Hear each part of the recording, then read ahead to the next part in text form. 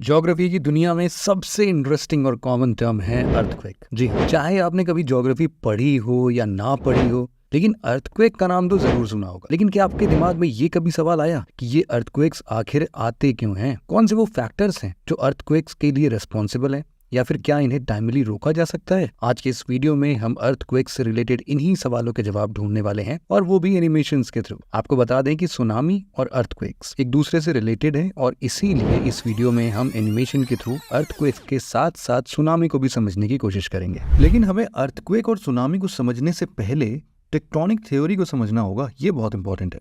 Tectonic theory के अनुसार अर्थ का लिथोस्फीयर बड़ी बड़ी रॉक्स स्लैब से बनी हुई है, जिसे हम लोग टेक्टोनिक प्लेट्स कहते हैं। और इनका स्ट्रक्चर ऐसा होता है कि ये आपस में एक दूसरे से पजल्स की तरह फिट हो जाते हैं, जैसे जिक्सॉ पजल्स हम लोग खेलते हैं। यहाँ ध्यान देने वाली बात यह है कि ये टेक्टोनिक प्लेट्स हमेशा मोशन में होते हैं, और ये जहाँ एक दूसरे से मिलते हैं उन्हें हम लोग बाउंड्री कहते हैं। ये बाउंड्री या तो कन्वर्जेंट हो सकती है, या डाइवर्जेंट, या फिर ट्रांसवर्स हो सकती है। वैसे तो देखो, अर्थक्वेक का सिंपल मतलब होता है टेक्टोनिक एक्टिविटी की वजह से अर्थ में ट्रेमर्स होना, मतलब कि झटके आना। लेकिन आखिर ये होता कैसे है भाई? कौन से वो पॉइंट्स है जहां वो ओरिजिनेट होते हैं, और इनके अर्थ सरफेस पर क्या इम्पैक्ट्स पड़ते हैं? आइए समझते हैं इस चीज को भी। Causes of earthquake. वैसे तो देखो, अर्थक्वेक के पीछे ना बहुत सारे रीजन हो सकते हैं, जिसमें कि कुछ तो मैन मेड रीजंस होते हैं, जैसे कि हम लोग बहुत बड़े बड़े लार्ज डैम्स कंस्ट्रक्ट करते हैं, हम लोग माइनिंग के लिए बहुत डीप में जाके माइन करते हैं। ये सारी चीजें ना अर्थक्वेक के लिए रिस्पॉन्सिबल है। लेकिन मेजर अर्थक्वेक के पीछे मेनली प्लेट टेक्टोनिक्स और फॉल्ट जोन्स का रोल रहता है। अब इन्हें हम एक एक करके देख लेते हैं। जैसे कि हमने पहले भी देखा कि अर्थ के अंदर की टेक्टोनिक प्लेट्स हमेशा मोशन में रहती है। इसका मतलब ये है कि एक टेक्टोनिक प्लेट अगर दूसरे प्लेट टेक्टोनिक प्लेट के संपर्क में आती है तो बाउंड्रीज फॉर्म करती है, और ये बाउंड्रीज अगर एक दूसरे के ऊपर स्लिप करती हैं या उनको पुश करती हैं तो वहां पर कुछ ट्रिमर्स या झटके देखने को मिलेंगे।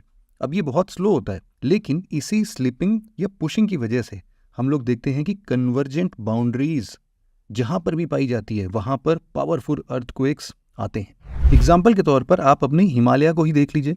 एक तरफ यूरेशियन प्लेट और दूसरे तरफ इंडियन सबकॉन्टिनेंट प्लेट, ये दोनों एक दूसरे के पास में आते जा रहे हैं, जिससे कि हिमालय का फॉर्मेशन भी हुआ है।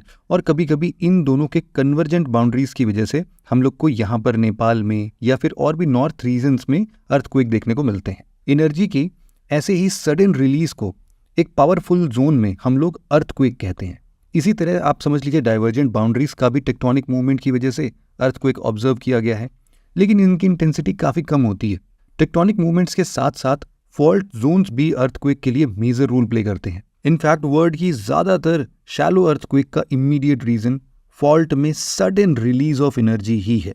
लेकिन ये फॉल्ट जोन है क्या आखिर? दरअसल जियोलॉजिकल लैंग्वेज में समझें तो फॉल्ट का मतलब होता है रॉक्स के मास में एक सिग्निफिकेंट डिसकॉन्टिन्यूटी, जिसकी वजह से रॉक मास मूवमेंट अफेक्ट होती है। अर्थ के लिथोस्फीयर में पाए जाने वाले फॉल्ट्स का फॉर्मेशन अर्थ के टेक्टोनिक फोर्सेस से होता है। टेक्टोनिक फोर्सेस की वजह से टेक्टोनिक प्लेट्स हमेशा मूवमेंट करते हैं, लेकिन कभी कभी दो प्लेट्स आपस में लॉक हो जाते हैं और मूवमेंट के लिए स्पेस ही नहीं रहता, और इसी दौरान ये प्लेट्स स्टैटिक सिचुएशन में रहता है।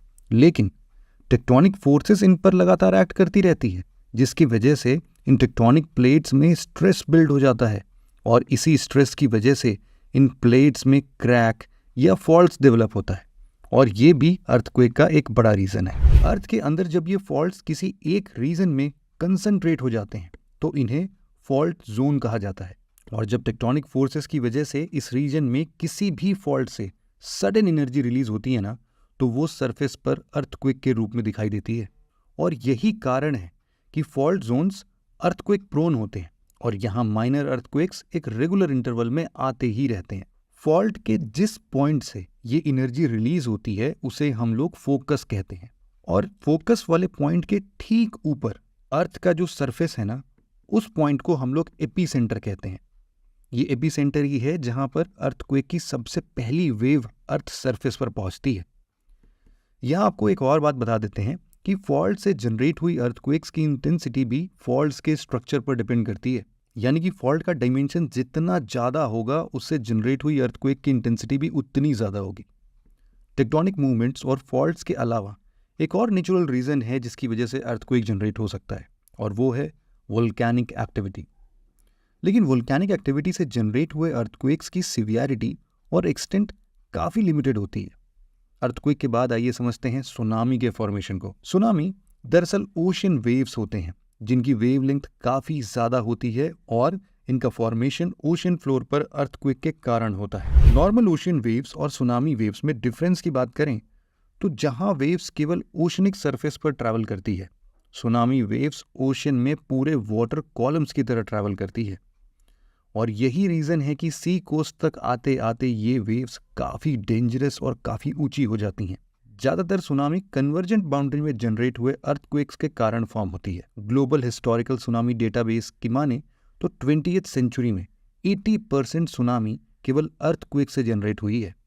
हालांकि सुनामी वेव्स दूसरे फैक्टर्स जैसे कि ओशन फ्लोर में लैंडस्लाइड, वॉल्केनिक एक्टिविटी और यहाँ तक कि ओशन में एस्ट्रॉइड कोलिजन से भी जनरेट हो सकती है। सुनामी वेव्स के फॉर्म होने के बाद इसकी स्पीड और डिस्ट्रक्टिवनेस ओशियंस के डेप्थ पर डिपेंड करता है।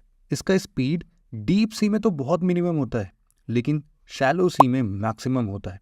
और यही कारण है कि डीप सी में शिप्स को सुनामी वेव्स का पता तक नहीं चलता, लेकिन वही सुनामी अगर कोस्ट पर आ जाती है तो भयानक डिस्ट्रक्शन या फिर तांडव करते हैं ये लोग। फिर साइंटिस्ट अभी तक ऐसी कोई टेक्नोलॉजी इन्वेंट नहीं कर पाए हैं जिससे कि सुनामी का एग्जैक्ट फॉरकास्ट किया जा सके, लेकिन सुनामी अर्ली वार्निंग सिस्टम के हेल्प से उन अर्थक्वेक्स को मार्क किया जा सकता है जिसकी वजह से सुनामी आ सकती है।